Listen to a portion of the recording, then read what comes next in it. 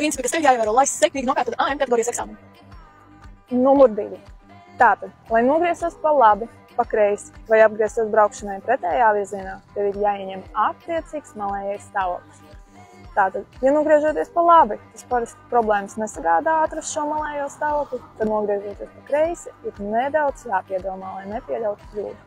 Pirmā lieta, kas tev ir jāzina, uz kāda ceļa tu atrodies. Vai tas ir divvirziena ceļš, vai tas ir vienvirziena ceļš. Ja tas ir divvirziena ceļš, tev ir jāzina, cik joslas ir katrā virzienā. To tu vari pateikt pēc ceļa zīmēm, pēc ceļa apzīmējumiem, bet ja to nav, tad dalot brauktuvi divās vienlīdzīgās daļās.